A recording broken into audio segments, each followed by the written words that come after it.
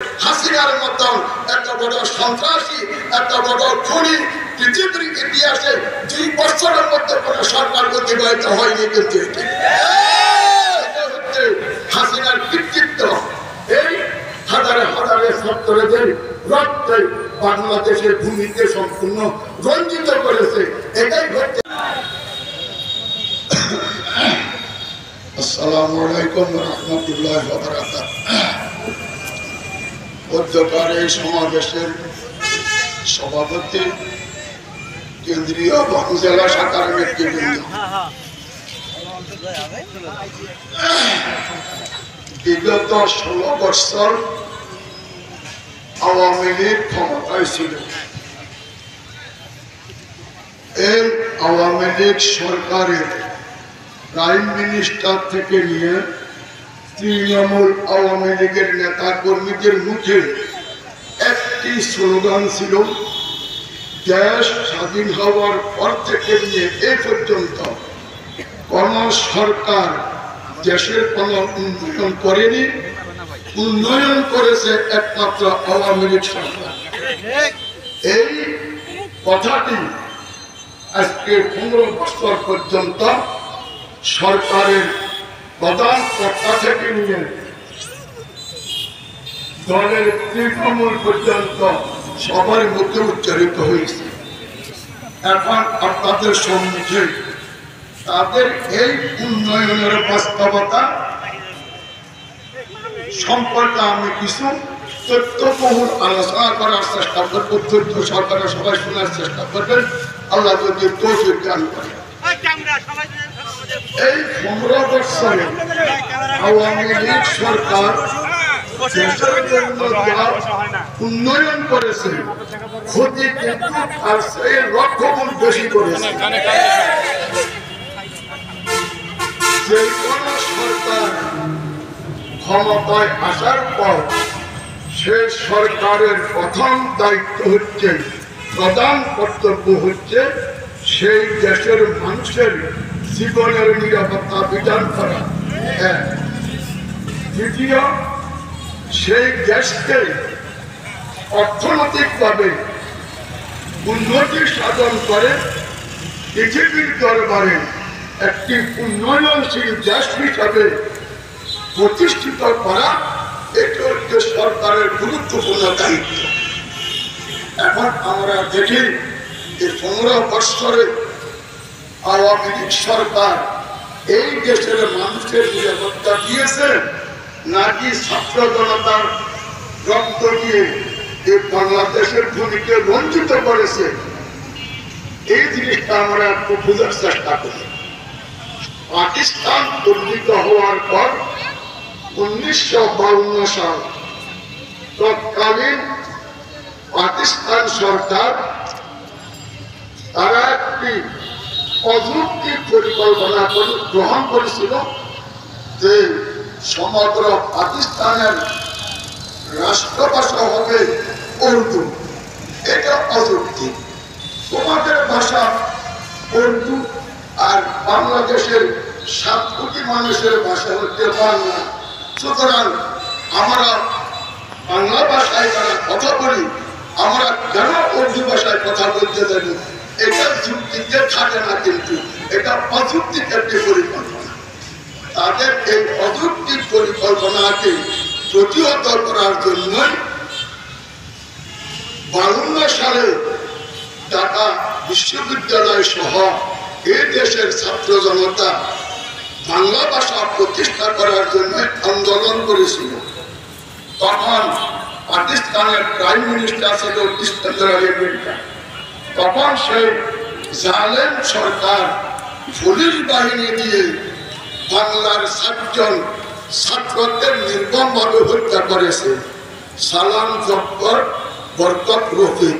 তো 52 সালে পুলিশের গুলিতে নিহত হয়েছে 4 জন। তারপরে ক্ষমতায় আসছে মার্শাল অ্যাডমিনিস্ট্রেটর, কর্তৃত্ববাদী শাসক এবং ডিক্টেটর আইয়ুব খান। আইয়ুব খানের প্রথম যুগ মোটামুটি ভালো ছিল।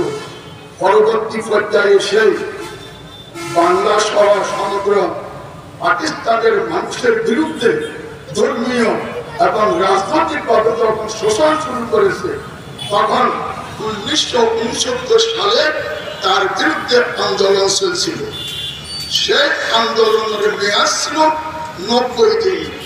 সেই 90 দিন মেয়াদে আইয়ুব খানের বিরুদ্ধে সমগ্র বাংলাদেশের মানুষ বিদ্রোহ ঘোষণা করেছিল। তখন আইয়ুব সরকার পুলিশ বাহিনী দিয়ে তৎকালীন এই ছাত্র জনতার উপরে গুলি করে 58 জন ছাত্র জনতাকে হত্যা করেছিল 1969 সালে। এখন আসুন, দেশ স্বাধীন হওয়ার পর এরশাদ সামরিক সরকার গঠন করে, তারপরে জাতীয় পার্টি গঠন করে। সেই যখন নাকি স্বৈরাচারী কায়দায় মানুষের উপরে নির্যাতন চালানো শুরু করেছিল, তখন তার বিরুদ্ধে আন্দোলন চলছিল প্রায় 23 মাস। 23 মাস। এই 23 মাসের মধ্যে তৎকালীন শাসক এরশাদ পুলিশ বাহিনী দিয়ে 370 জন ছাত্র জনতাকে হত্যা করেছে। তাহলে 52 সালে 4 জন, 69 সালে 58 জন, আর এরশাদের শাসন আমলে 370 জন। এটা হচ্ছে পাকিস্তান এবং বাংলাদেশের ছাত্র জনতা হত্যার একটা ফিরিস্তি, একটা নজির। এখন আসেন, এই হাসিনা সরকার পরিবর্তনের ক্ষমতায় আসেনি, বরং ভারতের সহযোগিতায় সম্পূর্ণ দিনের পর রাত্রে পরে সম্পূর্ণ অনিয়মতান্ত্রিক পদ্ধতিতে সেই ক্ষমতায় আসছে। ক্ষমতা যখন তার টাল মাটাল, তখন সেই দিশেহারা হয়ে গেছে কিভাবে ক্ষমতা টিকে থাকবে।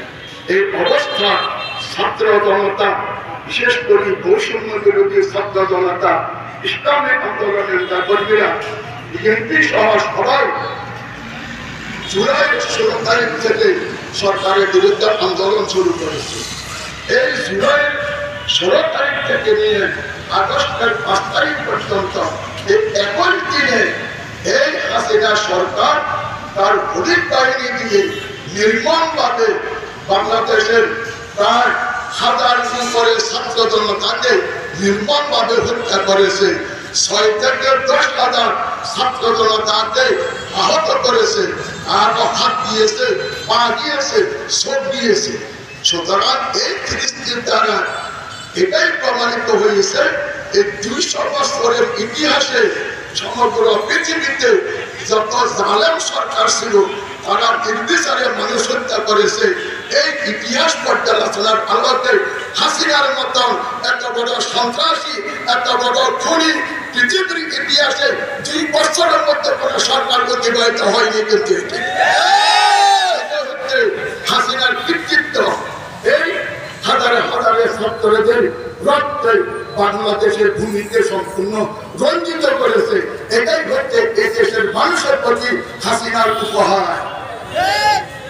সেই বলে আমি দেশের উন্নয়ন করেছি। একটু ভালো করে চিন্তা করেন, আমাদের দেশের লোক রাজনৈতিক সচেতন নয়, রাজনীতি সম্পর্কে অভিজ্ঞ নয়। আপনারা বলতে পারেন শেখ হাসিনা তো টেকনাফ থেকে তেঁতুলিয়া, রূপসা থেকে ভাতুরিয়া পর্যন্ত বিশ্বরূপ, কালবাগ, রায়বাবা অনেক কিছু করেছে। এটা তো উন্নয়ন করেছে।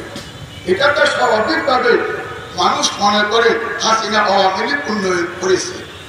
আপনাকে বাস্তব ঘটনা বলছি, এই যে বিশ্বরূপ করেছে টেকনাফ থেকে তেঁতুলিয়া পর্যন্ত, এটার সাথে হাসিনা এবং বাংলাদেশের কোনো সম্পর্ক নাই।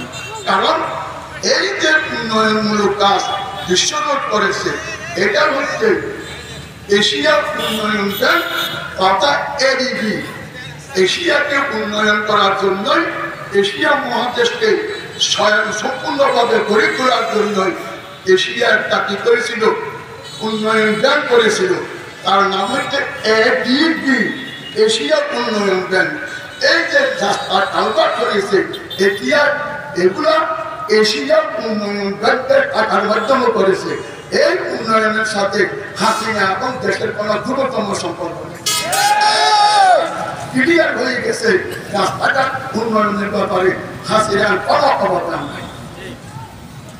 দ্বিতীয়, এখন আপনারা প্রশ্ন করতে পারেন, পদ্মা সেতু করেছে, ঢাকায় মেট্রো রেল করেছে, অনেক করেছে, আমরা স্বীকার করি করেছে।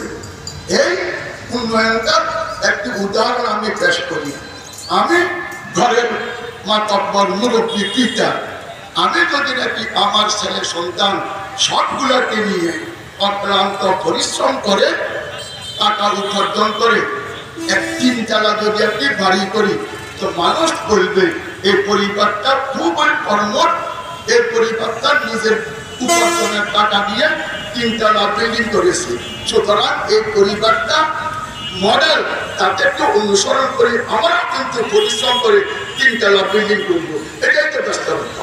আর আমি যদি তিনতলা বিল্ডিং করেছি নিজের টাকা নয়, মানুষ থেকে ধার দেয় না, কত দিন নিয়ে তিনতলা বিল্ডিং যদি আমি করি, মানুষ আমাকে চিৎকার দিবে, লজ্জা দিবে, তো লাশ সরম নাই।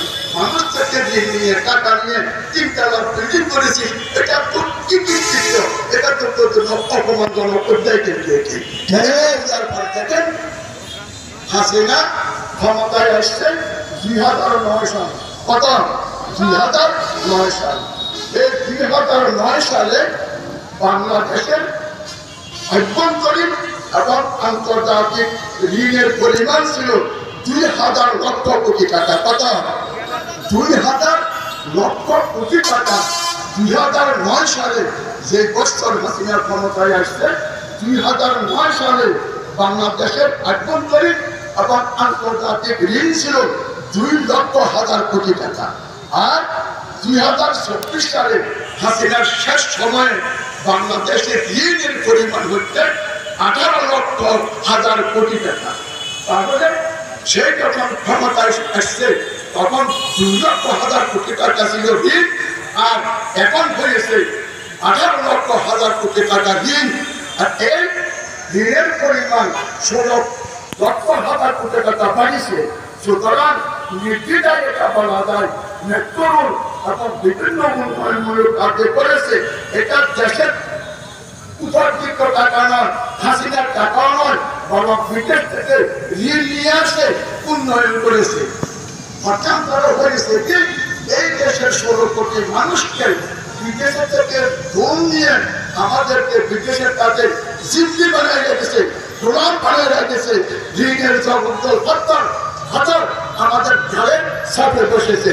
এটা হাসিনার কর্তৃত্ব নয়, বরং আমাদেরকে গোলামে পরিণত করেছে। সেখানে সাথে সাথে এই 16 কোটি লক্ষ কোটি টাকা যা উন্নয়ন করেছে, তার চেয়ে বেশি পাচার করেছে আত্মসাৎ করতে সরকার।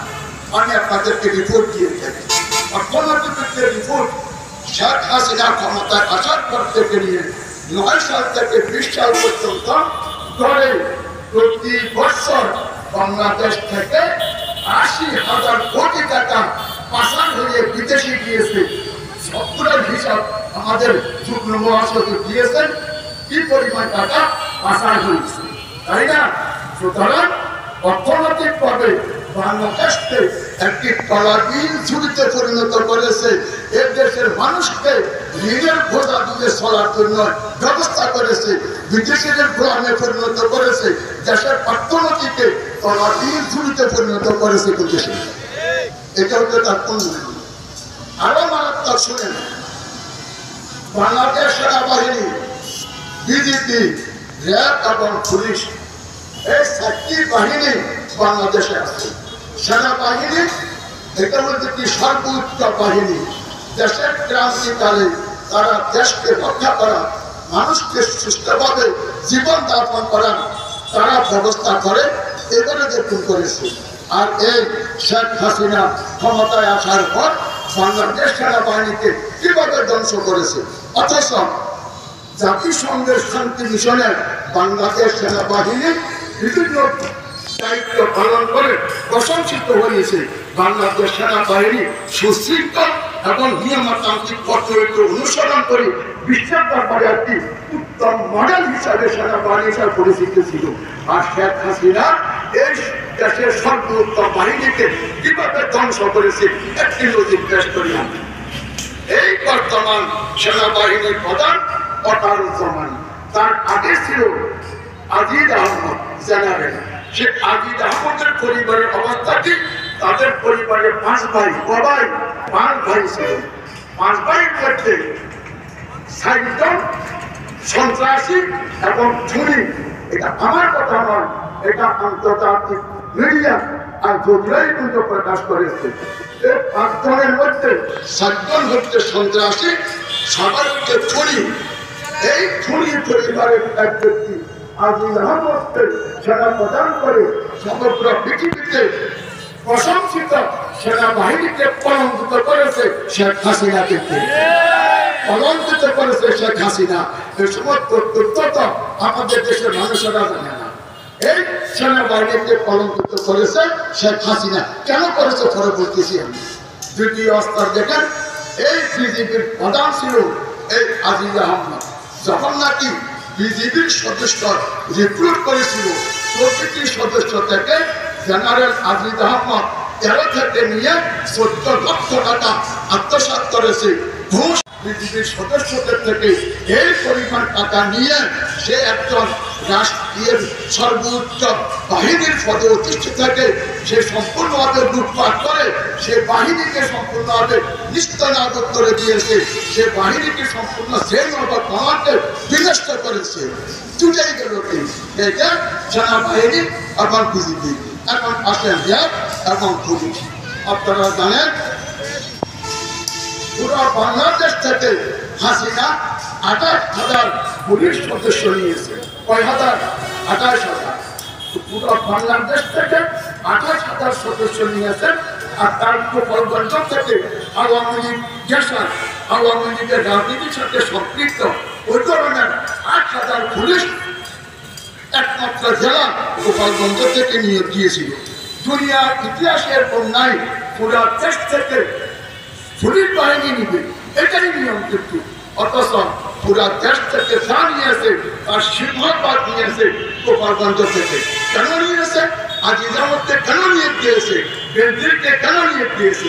কারণ হচ্ছে এরা সবগুলা আওয়ামী লীগের রাজনীতি, দলীয় রাজনীতি তথা শেখ মুজিবের রাজনীতি থেকে তারা একাত্মতা ঘোষণা করার কারণে এদেরকে সেনা প্রধান, বিজেপি প্রধান, পুলিশ প্রদান করেছে যেন তার ক্ষমতা হতাভুক্ত হয়, তার বিরুদ্ধে যদি আন্দোলন হয় এরাই নির্দেশ দিয়ে পুলিশকে, এদেশের মানুষকে নির্বিচারে গুলি করে হত্যা করে হাসিনার শাসনকে, ক্ষমতাকে হতাভুক্ত করা, এটাই একমাত্র উদ্দেশ্য ছিল। তাই বলেছি একটা জিনিস চিন্তা করবে, পুলিশ, বিজেপি, সেনাবাহিনী এটা জাতীয় সম্পদ। এটা কিন্তু দলীয় সম্পদ নয়, জাতীয় সম্পদ। এটা যদি দলীয় সম্পদে পরিণত হয়, দেশ ধ্বংস, দেশ ধ্বংস। একটি উদাহরণ পেশ করছি। ইউরোপের মধ্যে একটি দেশ ছিল আয়ারল্যান্ড, উন্নয়নশীল দেশ। সে আয়ারল্যান্ডের একজন সর্বোচ্চ কর্মকর্তা রাজনৈতিক বক্তব্য দিয়েছিল। আয়ারল্যান্ড ইউরোপের গুরুত্বপূর্ণ সেই দেশের একজন উচ্চপদস্থ কর্মকর্তা রাজনৈতিক বক্তব্য দিয়েছিল। সাথে সাথে সে বক্তব্যটা সরকারের পক্ষে দিয়েছে। সাথে সাথে যে উচ্চতন কর্মকর্তাকে সাগরিককে দিয়েছে। কারণ তুমি প্রজাতন্ত্রের কর্মচারী, তুমি আমার সরকারের লোক না, আমার দলীয় লোক না। এই কারণে তোমাকে উদ্যোগকে দিয়েছি। আজকে শেখ হাসিনা পুলিশ, বিজেপির র্যাব এবং পুলিশদেরকে দলীয় পালন করে, রাষ্ট্রীয় সম্পত্তি দলীয় কাজে ব্যবহার করে সম্পূর্ণভাবে এই সাতটি বাহিনীকে এমনভাবে কলঙ্কিত করেছে। পুলিশের অবস্থা এমন, পুলিশকে দেখলে মানুষ ছুটে মারে, পুলিশের মানুষের আস্থা নাই, আস্থা বলতে কিছু নাই। আজকে থানাতে যে সমস্ত পুলিশ রয়েছে তারা আমাদেরকে ভয় পায়, মানুষ আমাদেরকে মারধর করবে। পুলিশ পরিষ্কার করেছে আমরা গুলি করতে বাধ্য হয়েছি। ওই গোপালগঞ্জের কথা বলতে তো বেনজির, হাবিবুর রহমান এরা এদের নির্দেশে আমরা দেশের ছাত্র জনতাকে গুলি করতে বাধ্য হয়েছি।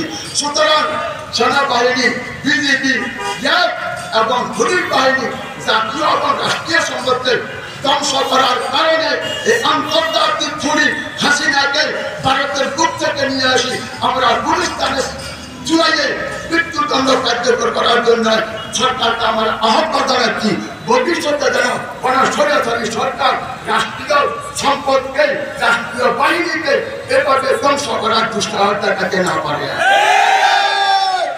এখন দেখেন দুর্নীতির কি পরিমাণ হয়েছে জিএসটি করি সময় হবে না তারপরে ভারত সম্পদ আমি বলতেছি স্মরণ রাখবেন দুর্নীতি কেমন হয়েছে দুর্নীতি এমন ভাবে এই দেশকে আক্রান্ত করেছে ক্যান্সার যেরকম নাকি শরীরকে শেষ করে হাসিনার দুর্নীতি এই দেশের অর্থনীতিকে ধ্বংস করেছে। হাসিনা নিজেও স্বীকার করেছে আমার অফিসের একজন পিয়ন সেই পানি সরবরাহ করে এটা তার কাজ সেই পানি সরবরাহকারী পিয়ন 700 কোটি টাকার মালিক হয়েছে আমার কথা নয় হাসিনার কথা 700 কোটি টাকা তার বাড়ি নোয়াখালীতে বাড়িতে যাতায়াত করে হেলিকপ্টার নিয়ে তো হাসিনার অফিসের একজন পিয়ন যদি 700 কোটি টাকার কি হয় মালিক হতে পারে তার ক্যাবিনেট মন্ত্রী পূর্ণমন্ত্রী প্রতিমন্ত্রী উপমন্ত্রী মন্ত্রী মিনিস্টার যারা এমপি ছিল কি পরিমাণ টাকা আত্মসাৎ করছে এখন ব্যাপার পত্রিকা আপনারা দেখতেছেন বিস্তারিত দৃষ্টি দেওয়া আমার পক্ষে সম্ভব নয়। সাথে সাথে আপনারা জানেন পাকিস্তানের সম্পদ 22 পরিবারের সীমাবদ্ধ ছিল আজমগীর ইস্তাহানি ইউসুফ আলম এরকম বড় বড় 22টি পরিবার আর বাংলাদেশের সম্পদ আসতে মুষ্টিময় কিছু ব্যবসায়ীর হাতের মধ্যে সীমিত কিন্তু যমুনা গ্রুপ বসুন্ধরা গ্রুপ হাতির গ্রুপ থেকে এরা সরকারের জনপ্রতি গ্রহণ করেছে তথ্য আপনাদেরকে দিচ্ছি 24 সালে নির্বাচন হয়েছে 22 এবং 23 সালে 8 বছরে হাসিনা করেছে কি জানেন এই বড় বড় ব্যবসায়ীরা যখন বিদেশ থেকে মাল আনতেছে তখন মাল আনতে সরকারকে শুল্ক দিতে হয় এটা সবাই জানে এই বড় বড় ব্যবসায়ীদেরকে সরকার নিজের পকেট টানার জন্য আওয়ামী লীগকে সমর্থন করার জন্য করেছে নাকি জানেন দেশকে কিভাবে ধ্বংস করেছে এই বড় বড় ব্যবসায়ীরা যখন বিদেশ থেকে মাল আনতেছে তখন সেই মালের শুল্ককে সম্পূর্ণ ছাড় দিয়ে 34,000 কোটি টাকা বাংলাদেশের রাজস্ব ক্ষতি করেছে আমার কথা না দেখেন অর্থনীতিবিদদের এটা প্রতিবাদী এই ব্যবসায়ীদের থেকে শুল্ক বাদ দিয়ে শুল্ক ছাড় দিয়ে 34,000 কোটি টাকা যে সরকার সম্পূর্ণভাবে রাজস্ব থেকে বঞ্চিত হয়েছে এটা তো রাষ্ট্রের টাকা আর এই ক্ষতি কেন করেছে এই ব্যবসায়ীরা তখন আওয়ামী লীগকে সমর্থন করে এই কারণে হাসিনা সরকার এটা করেছে সুতরাং অর্থনৈতিকভাবে দুর্নীতির লুটপাট করে দেশকে ছোকরা করেছে সমস্ত বাহিনীকে ধ্বংস করেছে রাজস্ব খাতে সম্পূর্ণ ছাড় দিয়ে অর্থনীতিকে বিনাশ করেছে এটা হচ্ছে হাসিনার উন্নয়ন। এখন আপনাদেরকে বলি সময় কেমন আছে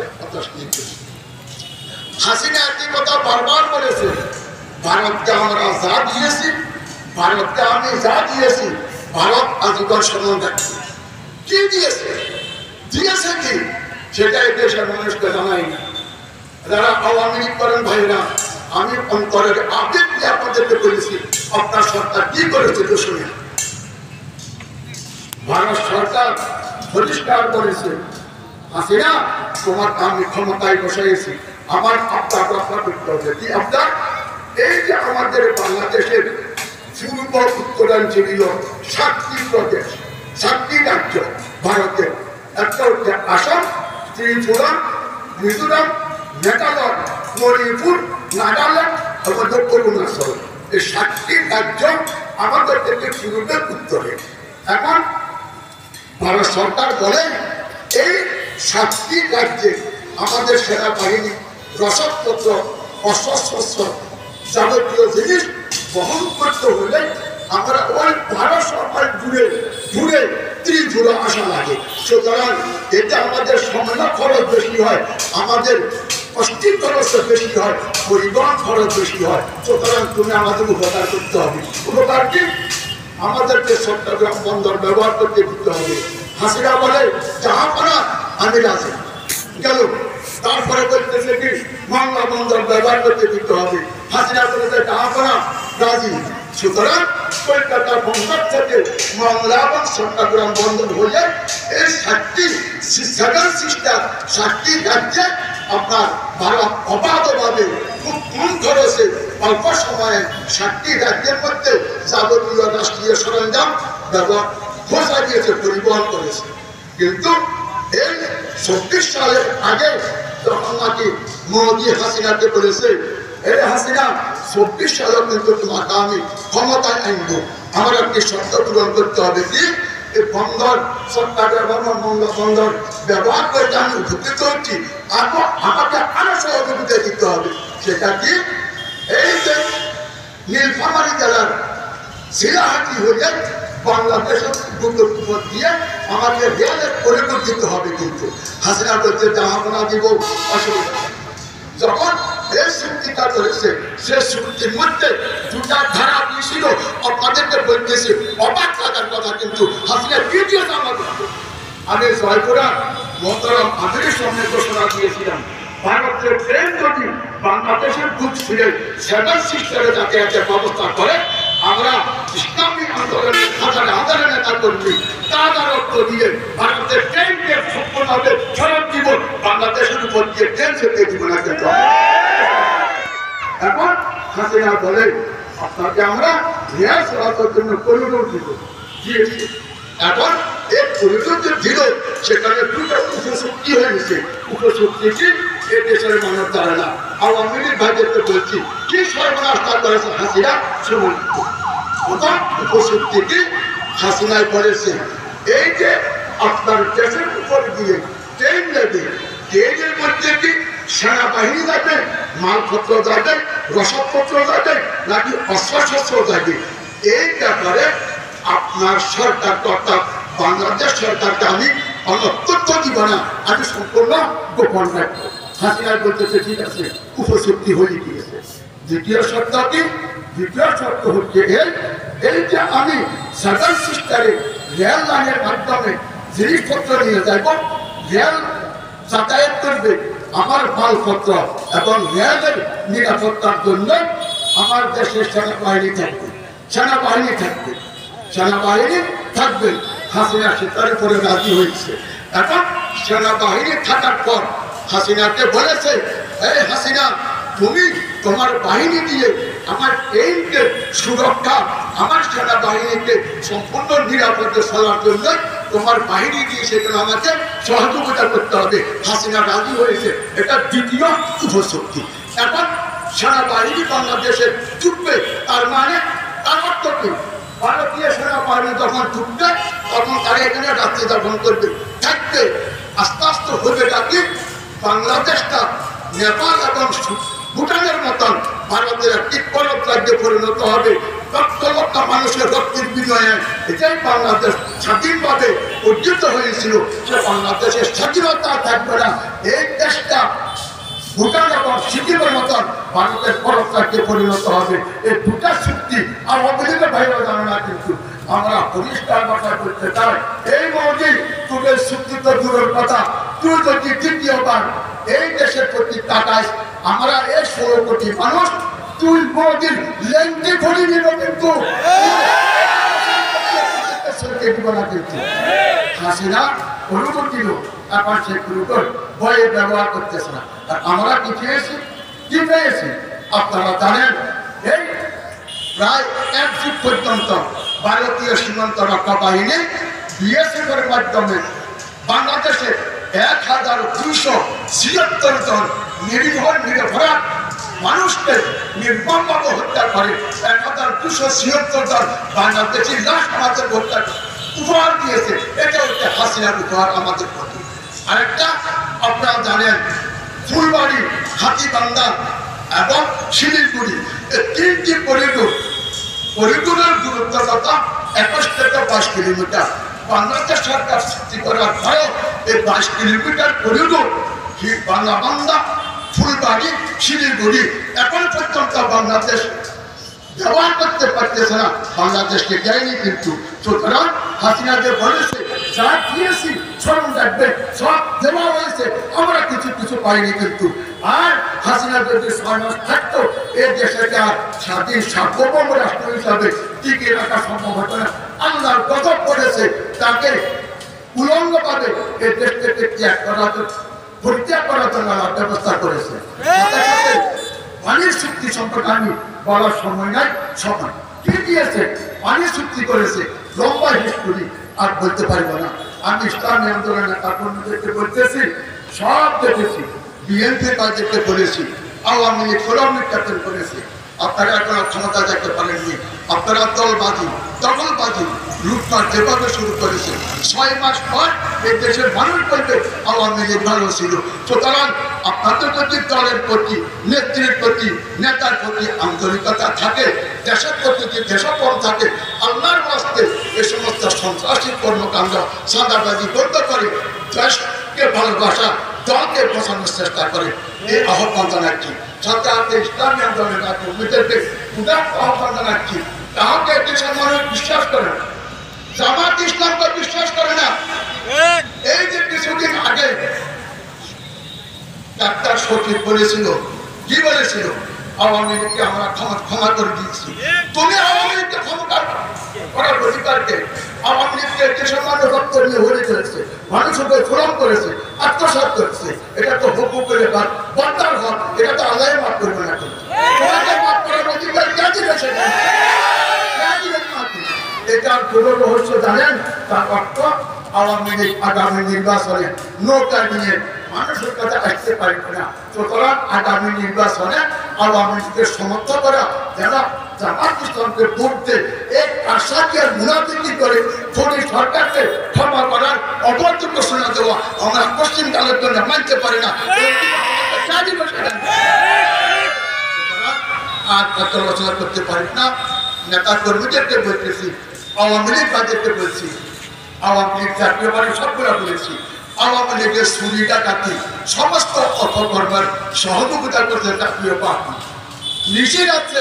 আওয়ামী লীগের সাথে ক্ষমতা সিট টাকা দাবি করেছে। সকাল উঠে জিএম কাদের আওয়ামী লীগের বিরুদ্ধে বক্তৃতা দিচ্ছে। আমার রাজনৈতিক জীবনের 54 বছরে পৃথিবীর ইতিহাসে কোন বিরোধী দল, রাজনৈতিক দল, জাতীয় পার্টির মতন বাংলাদেশ নয়, পৃথিবীতে আর অতিবাহিত হয়নি। কিন্তু আপনাদেরকে বলি, জাতীয় পার্টি, আওয়ামী লীগ, বিএনপি সবাইকে দেখেছি। এখন আপনারা বাড়িতে বাড়িতে গিয়ে ইসলামের দাওয়াত দিয়ে সম্পূর্ণভাবে ইসলামী আন্দোলন ছায়া করে সবাইকে আসার জন্য দাওয়াত দিবেন, এই উদাত্ত আহ্বান জানাই আমার বক্তব্য শেষ করছি। বলি, আমরা মাল এখন চান দিয়ে ইসলাম করি, আন্দোলন অনেক টাকা খরচ হয়েছে, সবার কাছে গেছে, সবার 10 টাকা 20 টাকা করে টাকা দিয়ে এই খরচের জন্য সহযোগিতা করে। আর ওইটা এখান থেকে দিবেন, খিচুড়া পাওয়া যাচ্ছে, খরচ দাম 30 টাকা। আমার জন্য দোয়া করেন, আমিও দোয়া করি, আল্লাহ তাআলা ভবিষ্যতে আরো 14 মাস চেষ্টা করবো। আসসালামু আলাইকুম।